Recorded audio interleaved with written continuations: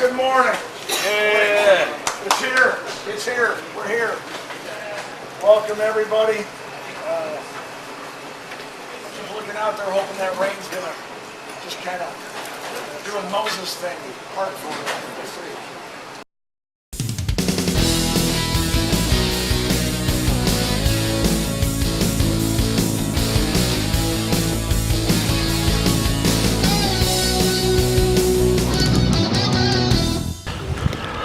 This one I kind of like. Sax Covered Bridge was built in 1852. It's a lattice truss bridge. It's designed by a guy out of Connecticut. It's 100 feet across Marsh Creek. Originally cost $1,500 to build. It had a strategic importance. Both Union and Confederate troops used it in 1863 during the Battle of Gettysburg, going to and from. First Corps of the Union Army, Third Corps crossed, going to Black Horse Tavern.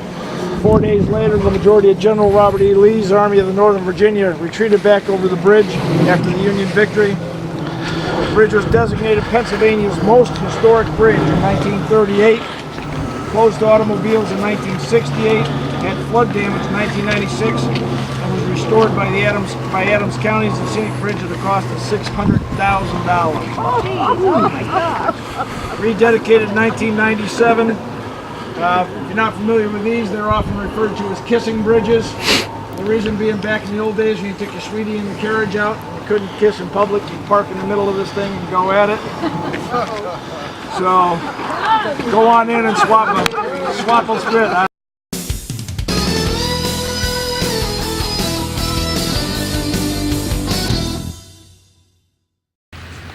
Gettysburg National Cemetery, which surrounds us, the Soldiers Cemetery.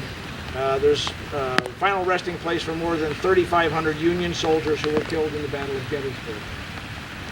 Turning point in the Civil War. A lot of the monuments you'll see tonight, here, and tomorrow to the Union and Confederate troops who fought here. At the cemetery's dedication in November 19th of 1863, President Abraham Lincoln rose to deliver what he considered would be just a few appropriate remarks. That's how he looked at it. I'm just going to give a few appropriate remarks, not a speech. His 2.5-minute speech served as a reminder of the sacrifice of war and the necessity of holding the Union together. Today, the battlefield and the National Cemetery form the Gettysburg National Military Park, a unit dedicated to preserving and interpreting the battle, its aftermath, and the repercussions of Lincoln's famous words. The Visitor Center, which you saw there, and the Gettysburg National Cemetery is one of 14 national cemeteries managed by the National Park Service. Those of you in Fredericksburg, that's another one down right by us. And what Lincoln said when he stood here in November of 1863 was, 7 years ago, our fathers brought forth on this continent a new nation, conceived in liberty and dedicated to the proposition that all men are created equal. Now we are engaged in a great civil war, testing whether that nation or any nation so conceived and so dedicated can long endure. We are met on a great battlefield of that war. We have come to dedicate a portion of that field, the fighting field, as a final resting place for those who gave their lives that that nation might live. It is altogether fitting and proper that we should do this. But in a larger sense, we cannot dedicate, we cannot consecrate, and we cannot hallow this ground. The brave men, living and dead, who struggled here have consecrated it, far above our poor power to add or detract. The world will little note, nor long remember what we say here, but we can never forget what they did here. It is for us, the living, rather, to be dedicated here to their unfinished work, which they who fought here have thus far so nobly advanced. It is rather for us to be here dedicated to the great task remaining before us, that from these honored dead we take increased devotion to the cause for which they gave the last full measure of devotion. That we here highly resolve that these dead shall not have died in vain, that this nation, under God, shall have a new birth of freedom, and that government of the people, by the people, and for the people shall not perish from the earth. Strong words. that we who are left honor and dedicate. And that's what we do as Legionnaires, Sons of Legion, and why we come and we remember those who came before us and those who are still serving and those who will come after.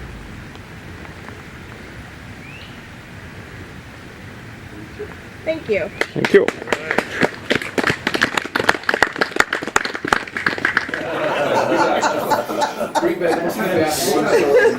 Get a shower cap and just put it over your head. That's right. There you go. That would work.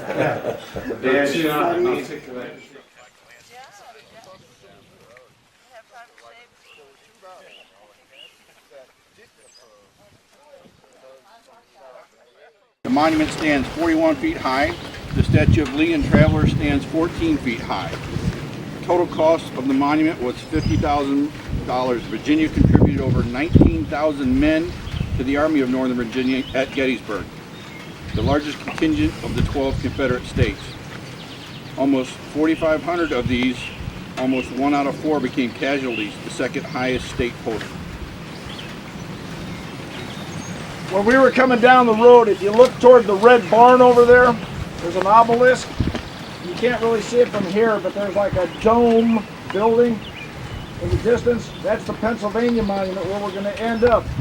So if you can imagine, this was the end where the Confederacy was, and the Union was down over there, kind of to your front and moving.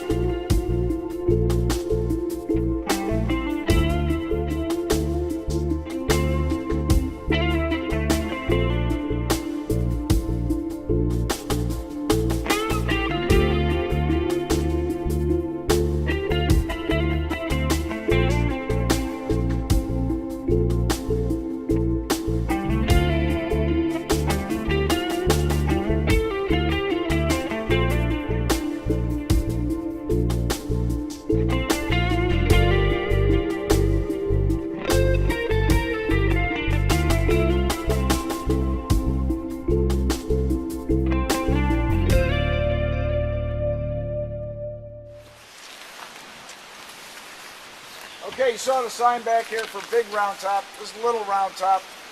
This is kind of a little bit more famous because of the battle. The hill became known as Little Round Top well after the battle was fought. It was not called Little Round Top at the time of the battle. It was locally known by various names, including Sugarloaf. The higher peak nearby was known as Round Top at the time of the battle. Having caught the Federals off guard, Robert E. Lee determined to attack the Army of the Potomac on July 2nd. General Longstreet's newly arrived Corps of Infantry was marched south, attacked the Union's exposed left flank on Cemetery Ridge. We talked about this a few minutes ago. General Longstreet disagreed with Lee's plan and didn't get his troops into position until mid-afternoon. As Longstreet's attack column was getting into place, the Union 3rd Corps, led by Daniel Sickles, and you'll see Sickles Avenue as we're going out here, named after him, advanced his troops off Cemetery Ridge to take advantage of what he determined to be a better ground suited for defense. At about 4:30 in the afternoon, Hood's division launched a much anticipated assault, spearheaded by troops from Texas, Arkansas, and Alabama.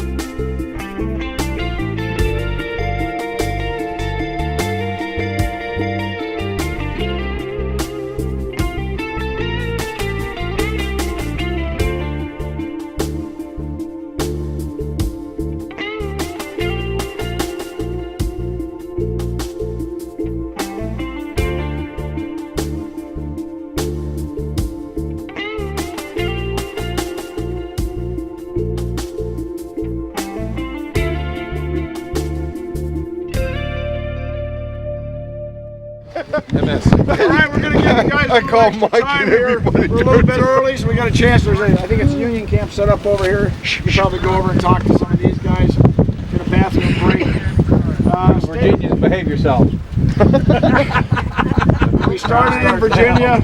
You know, we're in Pennsylvania, and since this was kind of the home turf, obviously, for the battle, Pennsylvania decided they wanted to do a rather spectacular monument for the home turf.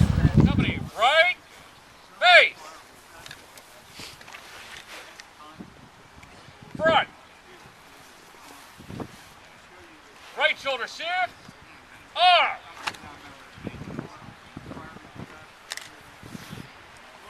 Shoulder. Arm. Support. Arm. Shoulder. Arm. Right shoulder shift. Arm. Shoulder. Arm. Order. Arm. In place. Rest.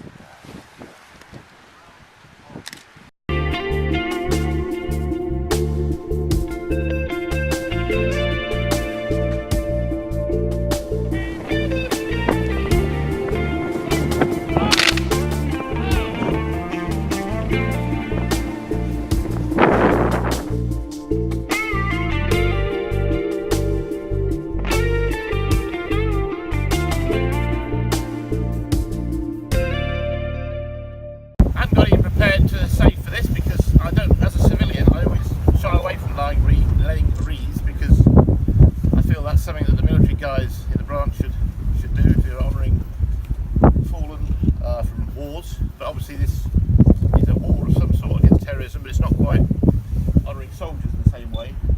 And some events, certain events happen in the world that affect everyone. This event certainly affected me. Someone that went up the World Trade Towers in 2000, it kind of brought it more to home when it happened. Even though we're not American, you know, it still deeply affects people. We all fly in planes, we're all affected by terror. So I won't be saluting, but I will be giving it the gravitas that I feel within me for the event. I think you'll appreciate that.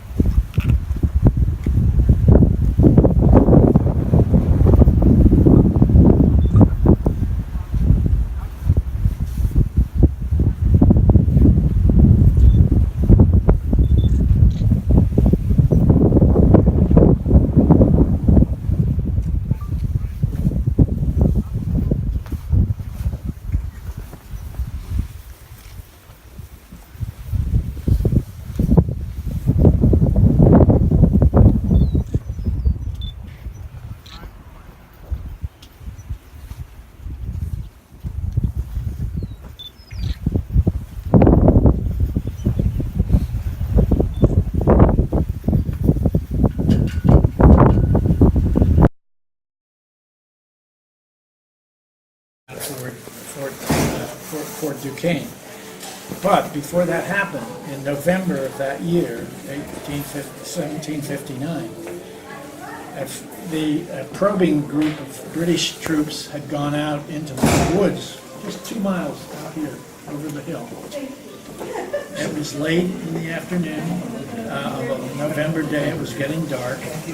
They encountered some French and Indians, and there was some musket fire. Enough musket fire that it aroused the attention here at the fort. The commander of those troops, Colonel Mercer, was a friend of George Washington's, a fellow Virginian. He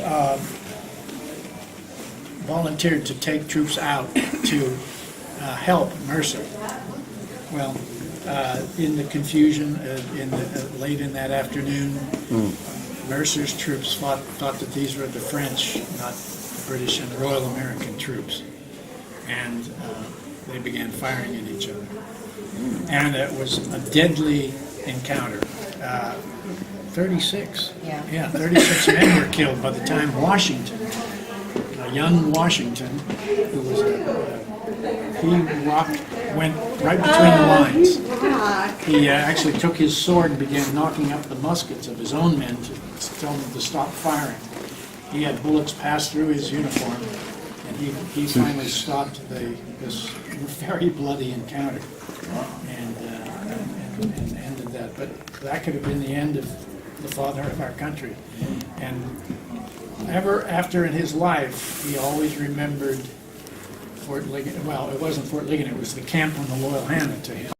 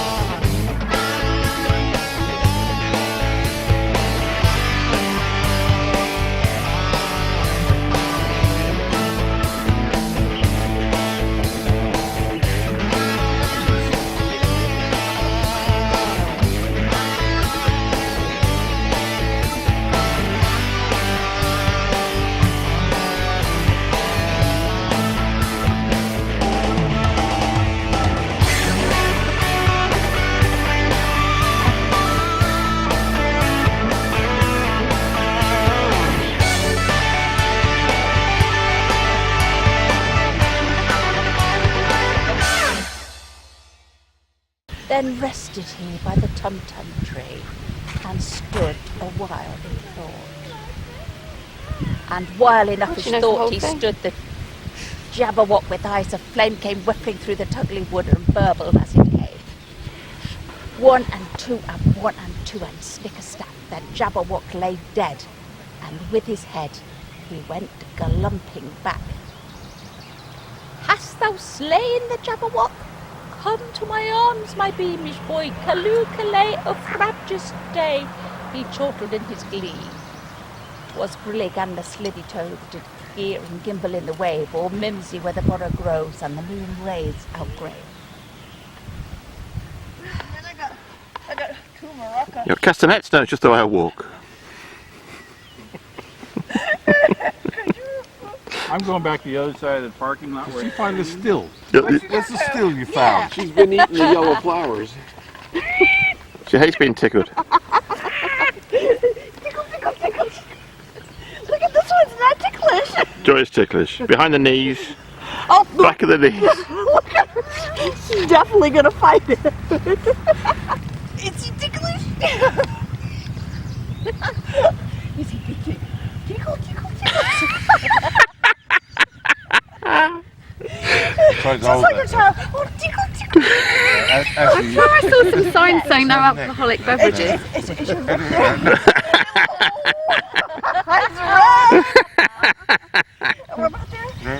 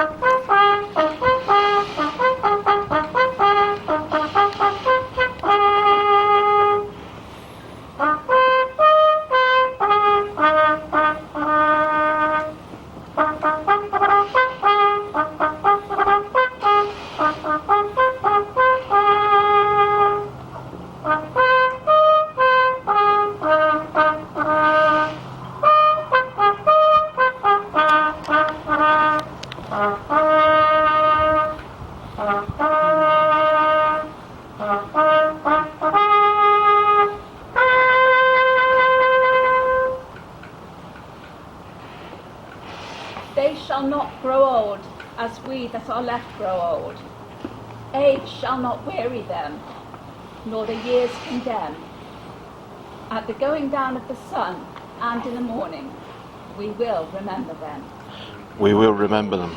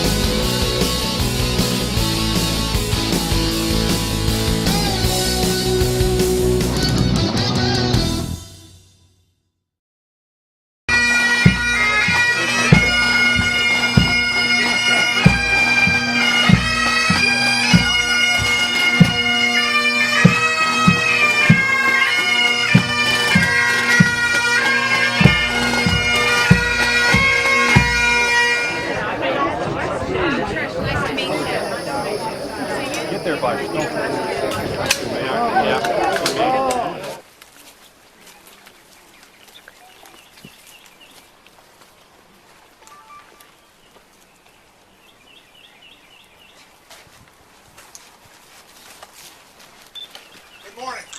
Please be seated.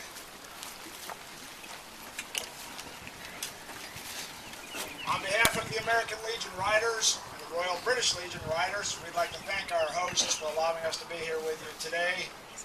We've been on a week-long journey around the East Coast with our friends from England, carrying water from the shores of England through Gettysburg, Flight 93 Memorial, and other important sites on a historic tour. We'd like to share this with you now. Host.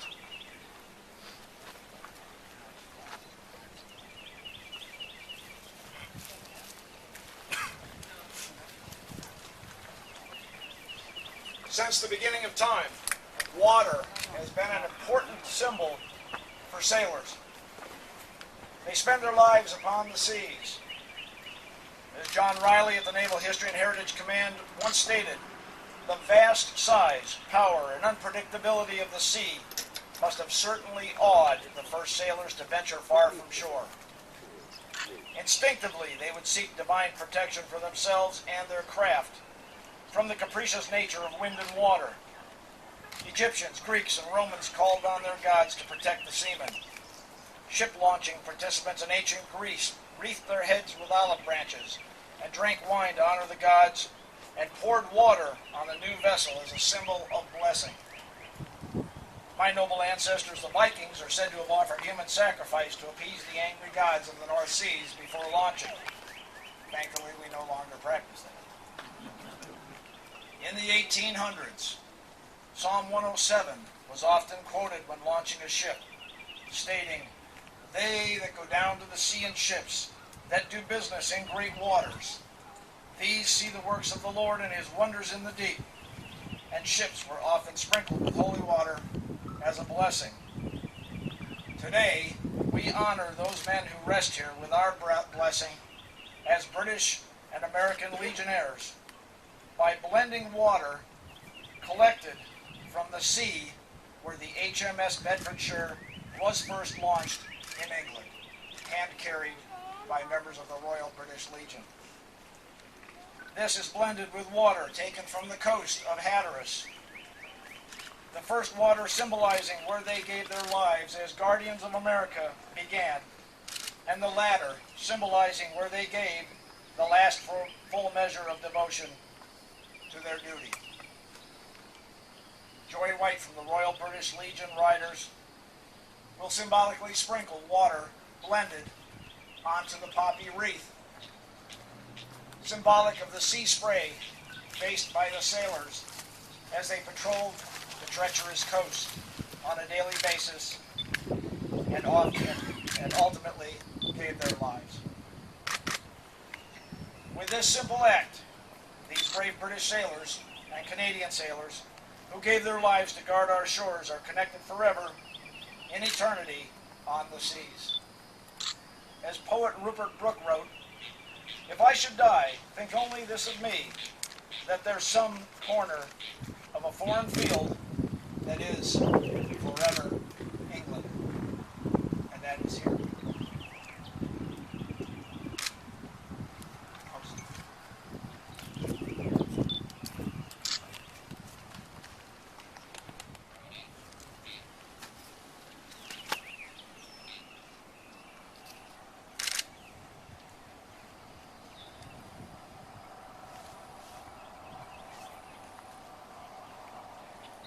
Proud thanksgiving, a mother for her children, England mourns for her dead across the sea.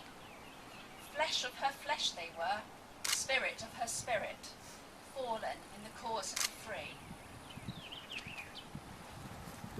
They shall not grow old as we that are left grow old. Age shall not weary them, nor the years condemn. At the going down of the sun and in the morning, we will remember them. We will remember.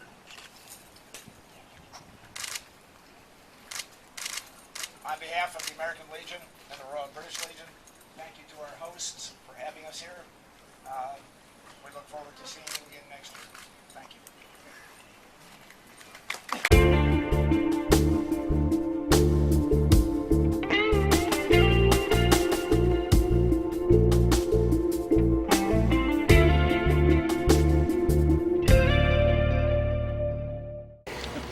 While the rum ration was abolished, the order to splice the main brace, awarding sailors an extra tot of rum for good service, remained as the command, for it could only be given by the monarch and is still used to recognize good service.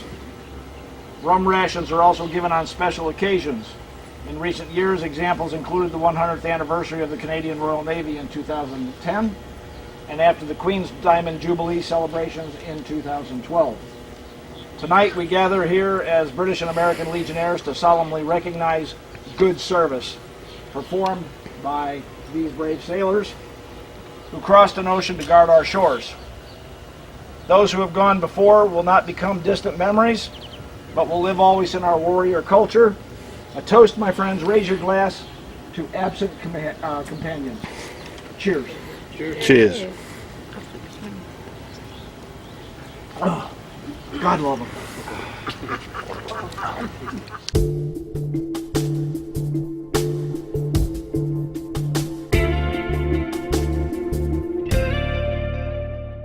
Preserve these graves and the memory of the Canadian and British sailors that rested.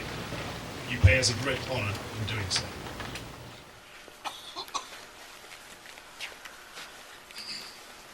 Good morning. Good morning. We're hoping for a good morning with no rain. I think God is smiling on us. No humidity.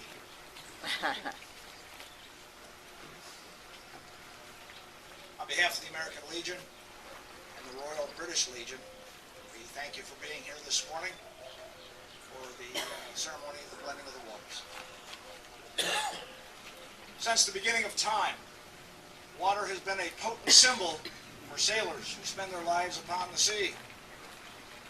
John Riley at the Naval History and Heritage Command once stated, "The vast size, power, and unpredictability of the sea must have certainly awed the first sailors to venture far from shore.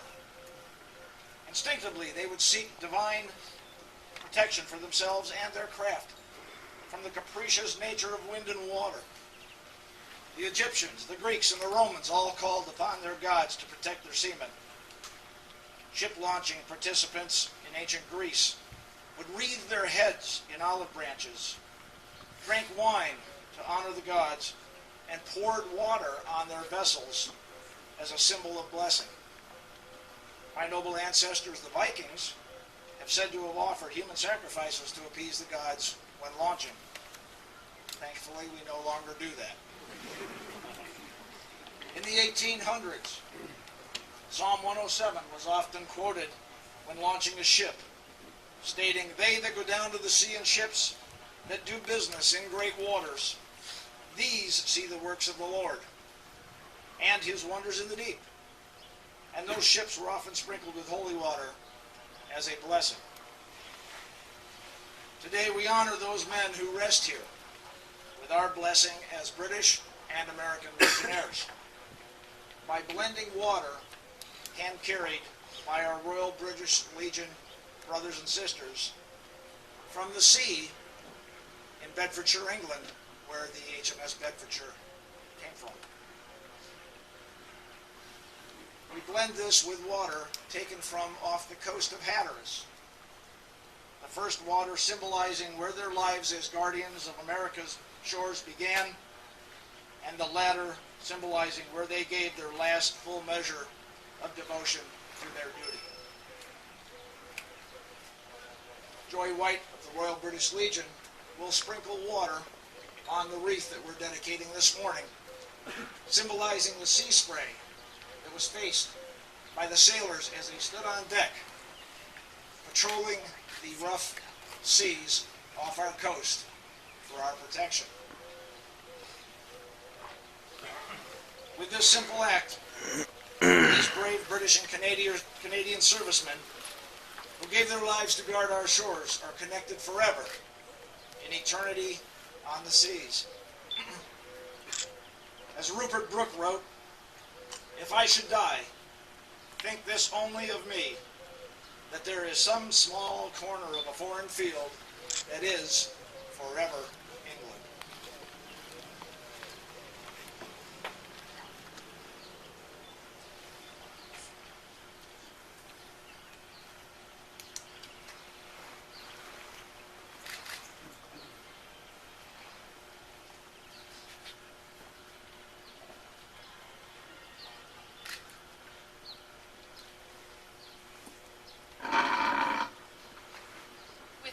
Thanksgiving, a mother for her children, England mourns for her dead across the sea. Flesh of her flesh they were, spirit of her spirit, fallen in the cause of the free. They shall not grow old, as we that are left grow old. Age shall not weary them, nor the years condemn. At the going down of the sun, and in the morning, we will remember them. We will remember them.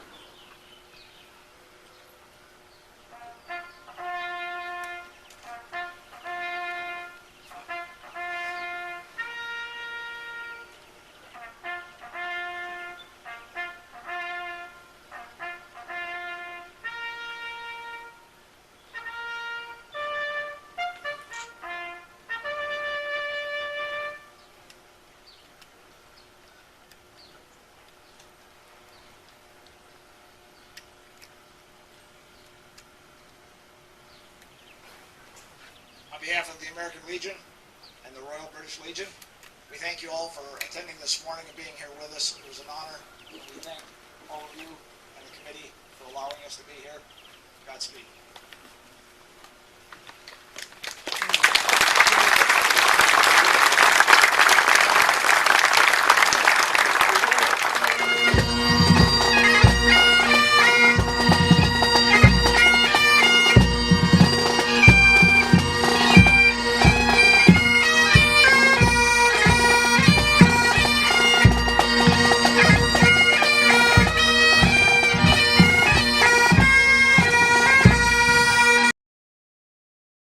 I promise this won't take long. I just wanted to point out that my friend and coworker Tama and her parents arranged to have these fabulous cakes brought down. So we have two with the British flag, the American flag, and one with the Canadian flag. And of course we have our distinguished guests who will cut the cake. And then once they are cut, you can come up and help yourselves. So thank you.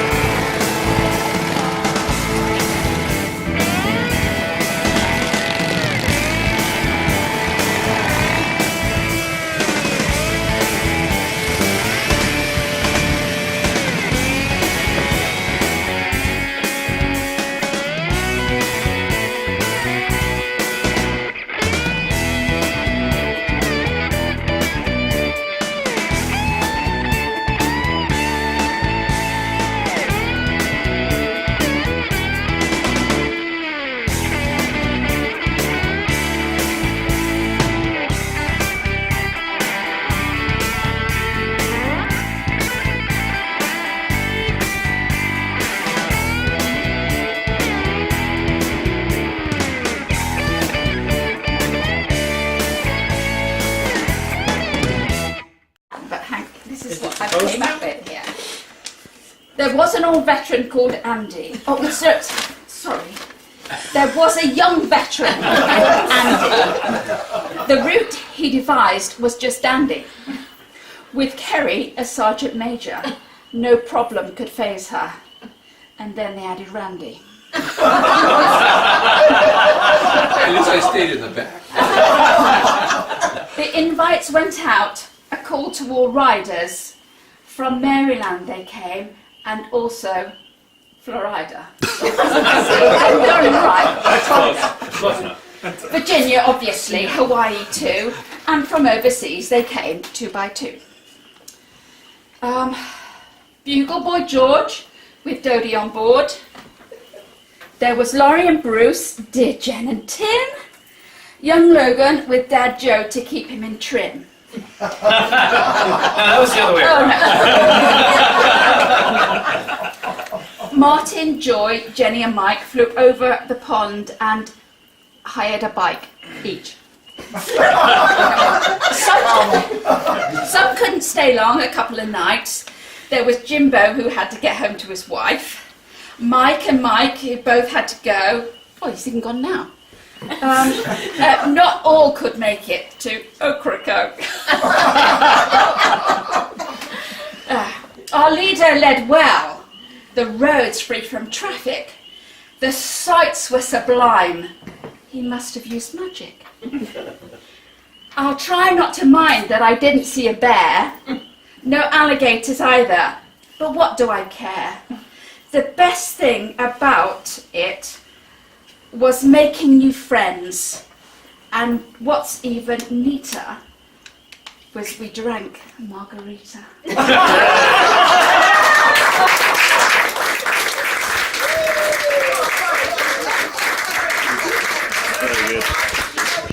Copy of that.